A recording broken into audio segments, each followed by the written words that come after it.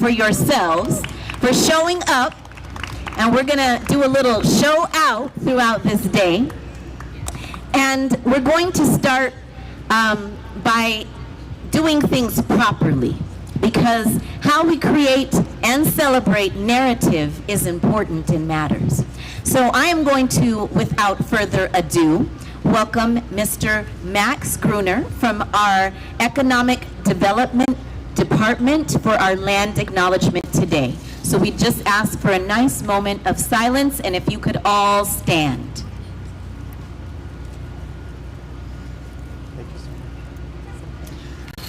Hey, thank you all for being here. My name is Max Gruner. I'm the director for the Economic Development Department, and I will close this little speech with a land acknowledgement and with a labor acknowledgement, but you can all sit down again because I do have a couple of things I wanted to say to all of you. You know, here at the city, we use a phrase, a future worth fighting for. And it means a lot of things, and it means different things to different people.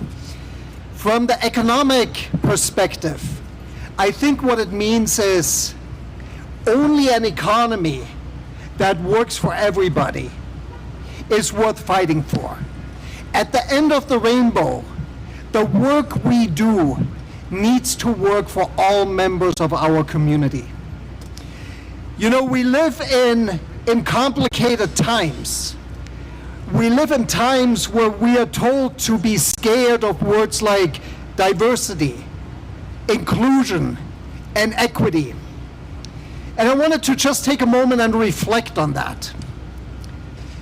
My good friend Ernie C. DeBaca from the Hispano Chamber, he says frequently, and he has said many times to me, you know, Max, I'm just shrugging my shoulders, I don't understand.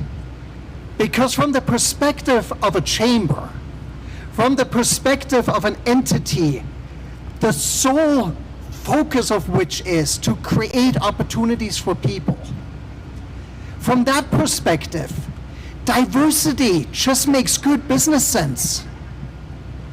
You know, there are some who are trying to scare us into believing that there is a gap between meritocracy and inclusion and equity. And I find that baffling. I think it takes a really special kind of willful ignorance not to understand that we don't all start off from the same place. Our families, our opportunities, our upbringing. However, to create the supports and systems that allow people to pursue their dreams from the same place, to compete from the same place, to run from the same place.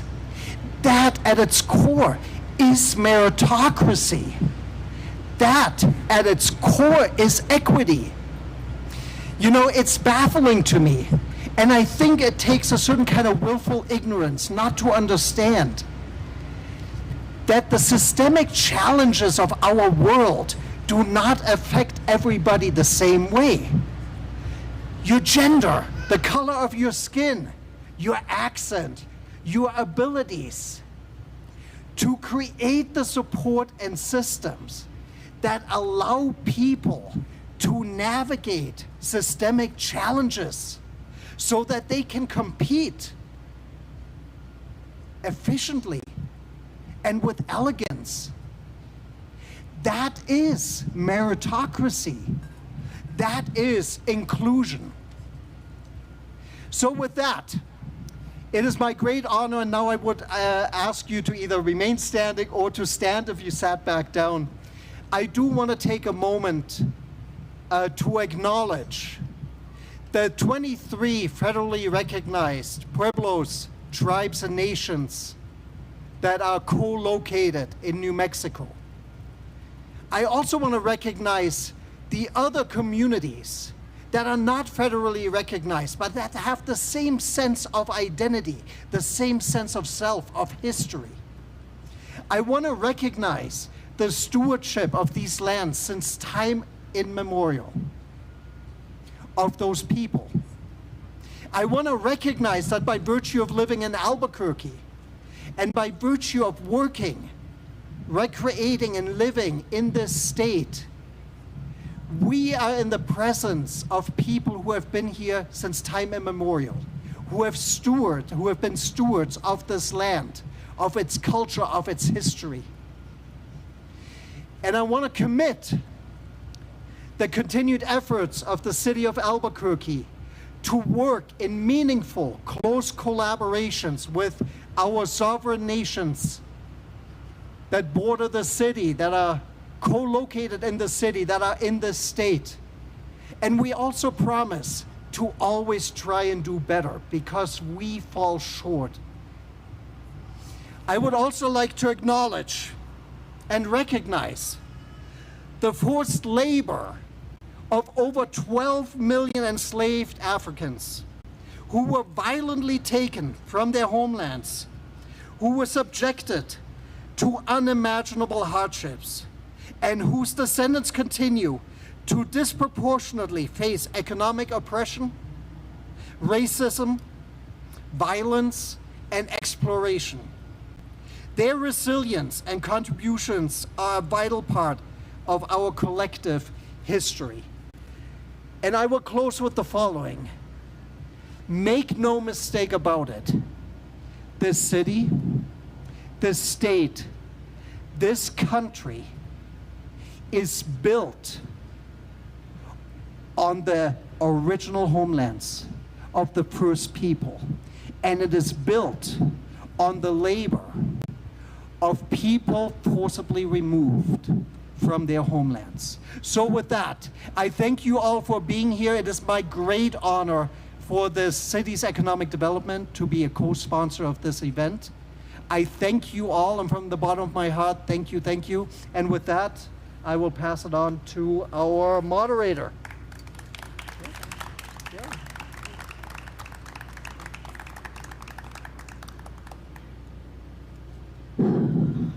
There are just times when you have to breathe in for a moment.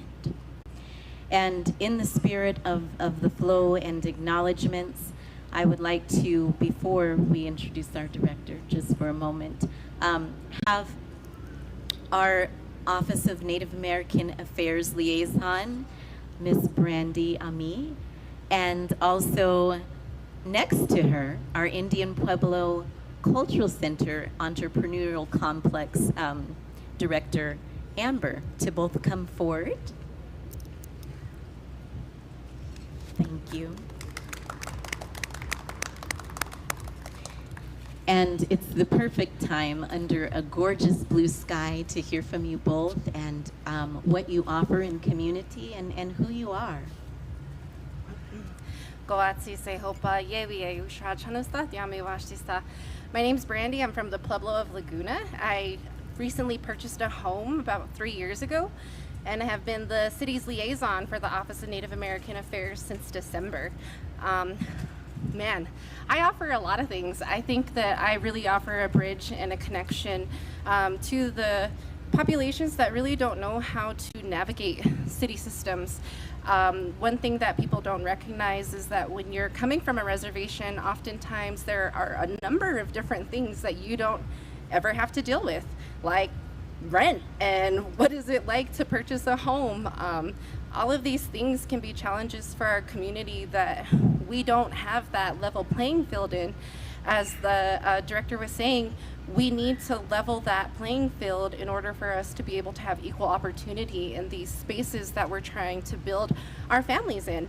And one piece that I like to always come back to is that about 80% of Native peoples don't live on the reservation. They are moving into urban spaces. We are moving off reservation because we don't have the economics to support us. We don't have the homes. We don't have as much opportunity as those here in the city. And so what I'm always trying to do is advocate for those resources, helping people navigate the opportunities that are available within city services that cross boundaries, because there's a lot of things here that we can take advantage of. You don't have to always be a city resident to access certain services. So I try to help the communities understand where they can come into city governance, and one of those spaces is the Commission on American Indian and Alaskan Native Affairs. We have one for the city that specifically deals with the concerns that the community has, and in that we extend seats to tribal communities that border the city in order for them to be able to share in city governance, but also acknowledge the concerns that they have when you are traveling into a city and have so much of your of what you rely on here, because most of us are coming for medical, we're coming for education, we're coming for resources to get groceries, we're coming for mechanics. Albuquerque is a huge hub for our indigenous communities, and we need to recognize that those are the spaces that we can help support and we can help diversify. And we have amazing artists in business, and they need to have a space within our larger economics, because we definitely have some of the best artists that I've ever seen in our communities, and they're amazing. So I'll leave that there, and I'll give Amber some space to talk as well. Yante. My name is Amber Osei, and I am Dene, an enrolled member of the Navajo Nation, born of the Ashehia, and for the African American community. I work for the Indian Pueblo Entrepreneur Complex as the Client Services Coordinator, and I am overjoyed to be helping local entrepreneurs who have fabulous food business ideas become established and widen their distribution. One thing that many people don't know about our facility is that it is open to all members of our community. And you know, when it comes to the Indian Pueblo Cultural Center specifically, it is a place of Native pride where we are perpetuating Pueblo culture, but it's also a place where everyone is welcome. And I believe that when you come and you visit our campus, there's an opportunity for learning, and when there's learning, there's understanding. And I think that Nima and all of the staff here with When Albuquerque, there are so many important initiatives, but there's no way that we can accomplish them in silos and when we're divided. So I'm so happy to be here, and I welcome you to come and visit us at IPAC and at IPCC. Yeah.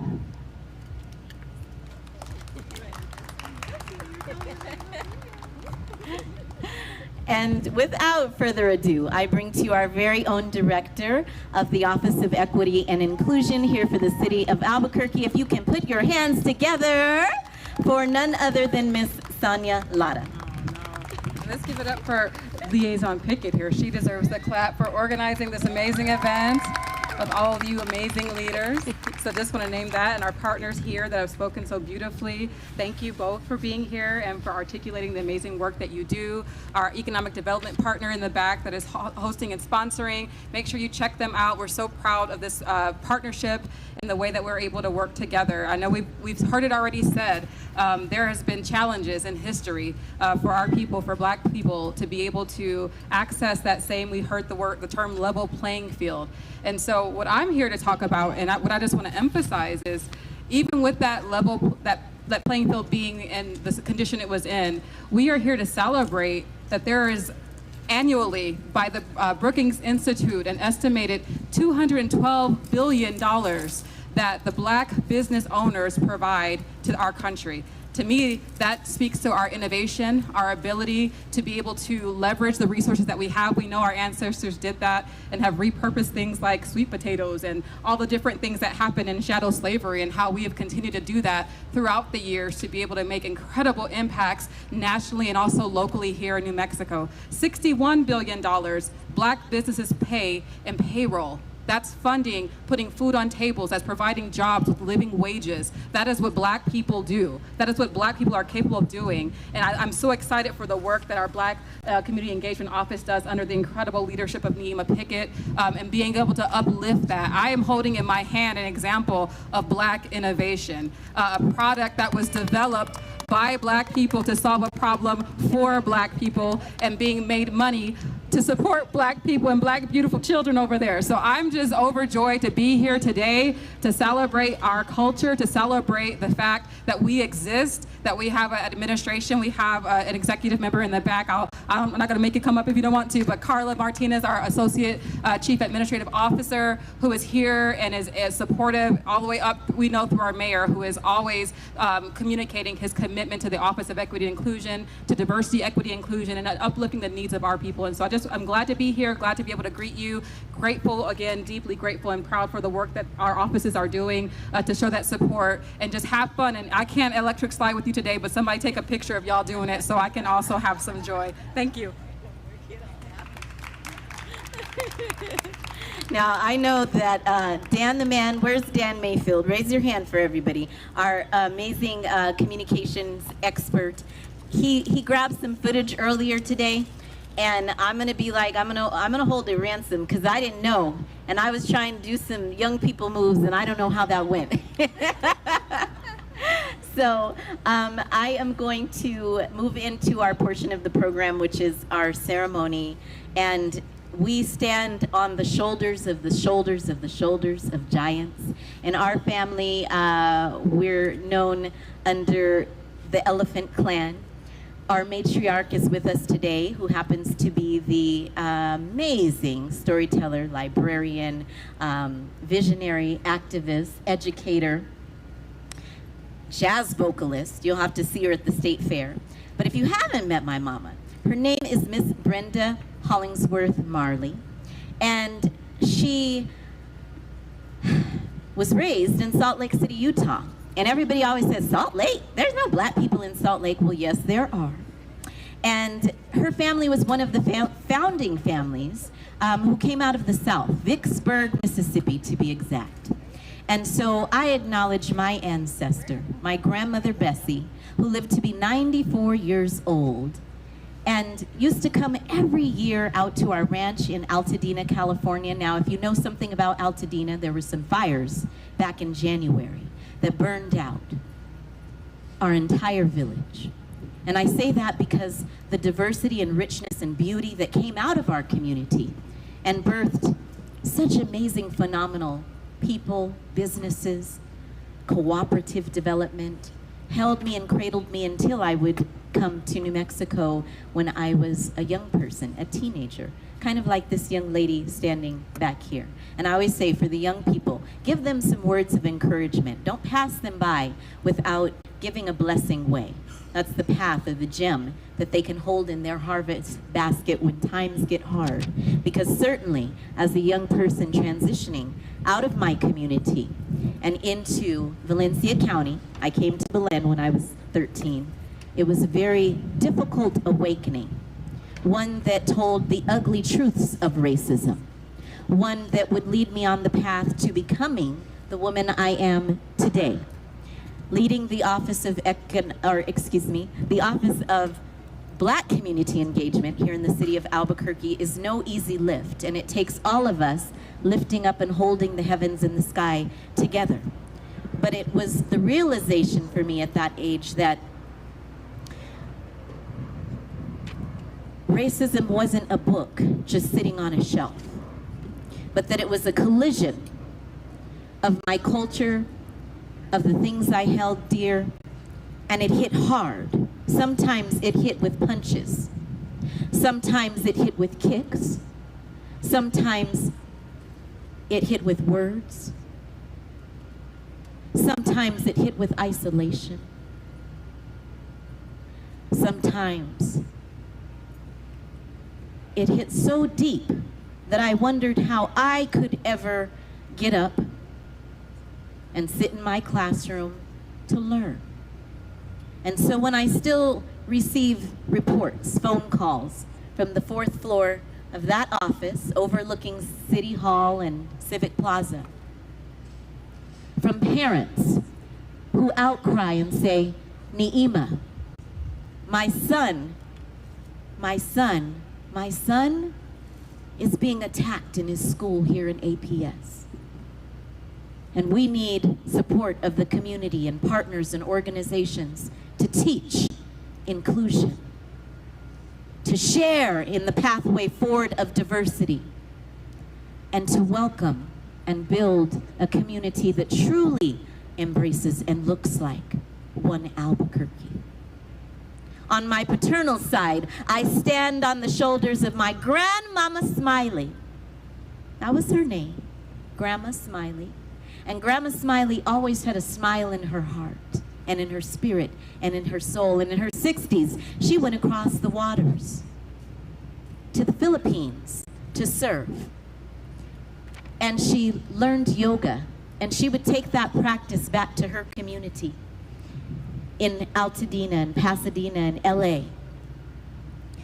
And right now today, that village is no more. My home, we visited about 2 months ago, is completely burned. Family homes burned. My best friend lost his sister in those fires. And so the lesson in it for me is that no matter the fire that burns, there's always a purification, a quickening, a way making for us to develop how we share our resources and share economy and strengthen and grow and stay steadfast to move forward. And so the passion and the fire that I still carry for my community is the same love that I brought here to New Mexico to continue to share. And so I stand on the shoulders of my ancestors. And I will bring forward the story songbird woman, Miss Brenda Marley.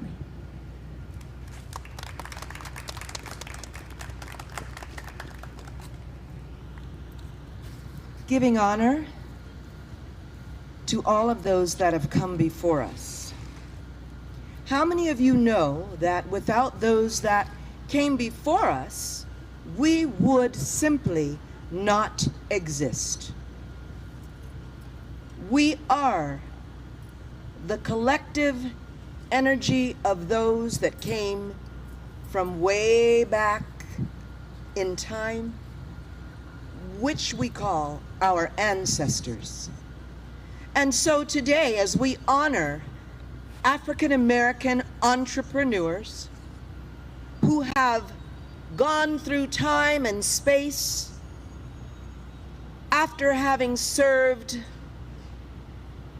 an unmentionable sentence of chattel slavery for 400 years, working to build this country, which some call Turtle Island,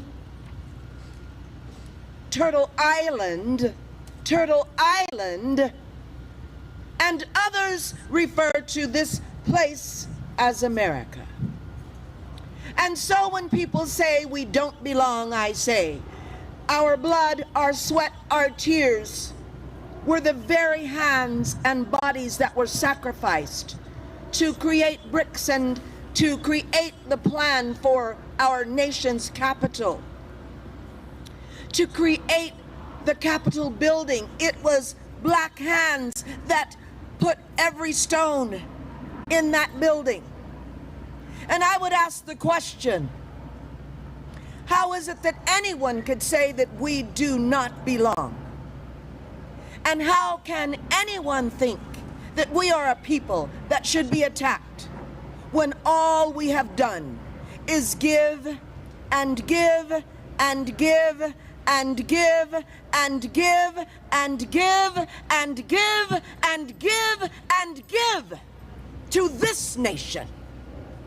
And so I honor the people who fought through chattel slavery, and I call upon those ancestors. They were powerful people. From Frederick Douglass, shall we say Ashe? Ashe. From Frederick Douglass, shall we say Ashe? Ashe. To George Washington Carver, who invented over 22 inventions from the peanut and the peanut shell alone, shall we say Ashe? Ashe. All the way to W.E.B. Du Bois, who went to Ghana, West Africa, and was honored there for his contributions to this country. I say Ashe. Ashe.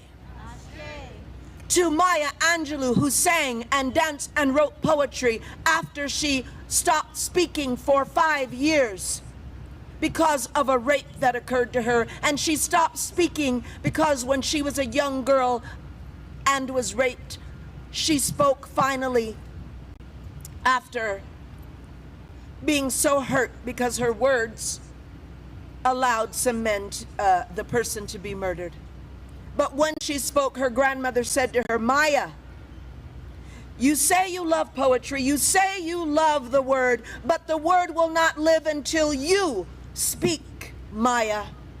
And Maya Angelou pondered that concept after hiding under the house for many, many, many, many years, reading books and imagining poetic words. The words of her grandmother resonated in her mind, and she began to speak. And when Maya spoke, it was beyond E.F. Hutton. For her words left us with words like, you may write me down in history with your bitter, twisted lies, but still, like air, I rise. Ashe to Maya Angelou. To Harriet Tubman, who went through the land and did not accept no, who carried black women and men and children through the Underground Railroad. She was the conductress that led many a black person to freedom. And Harriet Tubman was hit in the head as a girl of about age 13, and she would black out at times, but she was given strength from a power on high. And when she led her people, she said, I do not turn back, I do not look back. And so when you go with me on this ride, on this train, you must be committed to the journey. And you will follow the North Star, and you will follow the drinking gourd. And the words of the drinking gourd say, follow the drinking gourd, for the old man is awaiting for to carry you to freedom if you follow the drinking gourd. I say ashe to Harriet Tubman, who didn't take no stuff. I give honor to every person who has given to this land and this nation. There are so many that it is countless. And in this moment, I would ask for you to call upon the name of someone who led the way for you. And so when I say, who is that person? You're going to say their name. And we'll all say it collectively. So who was the person who impacted your life, who led the way, who was a trailblazer, who carried the torch that allowed for you to stand here, to breathe, and to be present here in this nation, in Albuquerque, New Mexico, right now? Who is the name of that person? We call upon the name of and say their name. Say their name. Say their name. We do not stand in this nation alone. Sometimes we want to believe that it is the individual and the capitalist motion that creates who we are, but I'm here to tell you that that is so far from the truth, because when we do not understand that we are collective energy, Ujima, we work together with cooperative, collective energy. And Ni'ima here has put together a fabulous program called the Ujima Collective. If you are here as a representative of the Ujima Collective, raise your hand.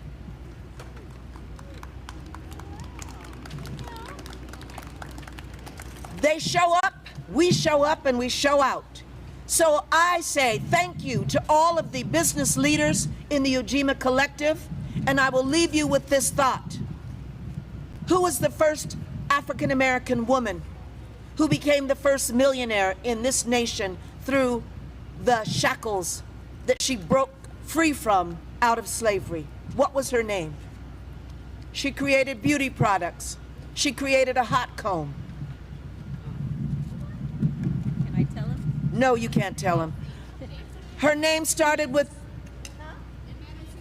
yes, Madam C.J. Walker. Madam C.J. Walker. And so to all the entrepreneurs, to all the black business ideology, I say thank you, thank you, thank you. And as I leave you with these words, I would say I give grace and thanks to my mother, Bessie Hollingsworth, who gave me life, and as my daughter said, died at 94 in 2011. Without Bessie, who only had a 3rd grade education, I would not have gotten my associate's degree, my bachelor's of science degree, my master's in education. I would not have become a martial artist and received my black belt in the martial arts.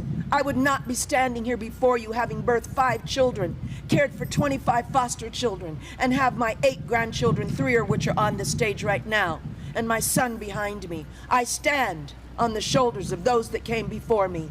So I ask you to sing this little song with me as I say goodbye to you, but it's not really goodbye, it's really hello. Raise your hands. We're gonna clap it out. This little light of mine, I'm gonna let it shine.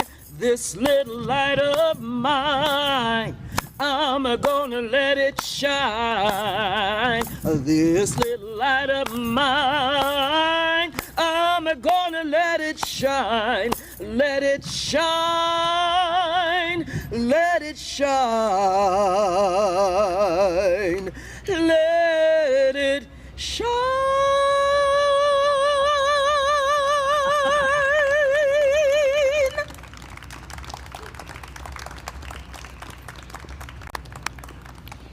So I greet you today, for those who are just arriving, with Sawubona. Sawubona is the Zulu word for I see you. It's the bones of who you are, the soul, the spirit, and all that you bring with you into time and to space. And the village always responds with, I likewise recognize, pour into, and see you too, because we are, and without your presence, I cease to exist, right? We speak our ancestors' names to lift them. We pour out libation, the pouring of the water to seed new life. And so the village always responds with, Yebo Sawubona. I likewise acknowledge and I see you too.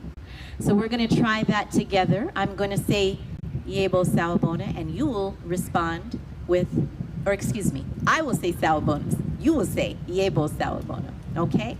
And we'll do that 3 times. Sawubona. Yebo Sawubona. I said Sawubona. Yebo Sawubona. Okay, get deep into your gut space. Taking a deep breath, holding all the good things. Exhale what doesn't serve you anymore. And in your diaphragm, we need the other side of the city who isn't here to be called in before 3 p.m. We need the east side, the west side, the north side, the south side, all the districts to come on down. So I'm going to greet you again, and you're going to shout it like Dr. King from the mountaintop, okay? Sawubona! Ooh, and the wind moved. And so we're going to move into our lunch time. So please make sure you visit our food trucks, and also some delicious food here over on the plaza. And our movement class, which will be led by Vision Academy. We've got a 15-minute power movement so we can all jam out together. Trey of Vision Academy is on the 1s and 2s. And Vision Academy also, in addition to DJ services, provides and offers all these little lights, and all the way up to elders. You can go and take dance classes, and you can learn how to move your body creatively or in an organized fashion. They've got jazz dance, ballet, tap, African dance, hip hop, aerial flying people, which I got none of the DNA to be able to move that way. So I have the 2 left feet in the family. As my mother so graciously said, there are 5 of us. And in the Picket clan, I am the eldest. So the buck stops with me. I tell them what to do and how to be. Okay, so anyhow, warm up the space, visit with your vendors, ask your questions. This is all about building economic development and how you can do those things, the resources that are available. Come out and see. Wait a minute. Miss, are you doing your dance moves too? Okay, she's got her lemonade and is dancing for you, Naya, over here with her mama, and Kenna Wraps. Get your Kenna Wraps, and we'll have announcements on everybody who's out on the plaza today throughout this day. All right, you guys enjoy.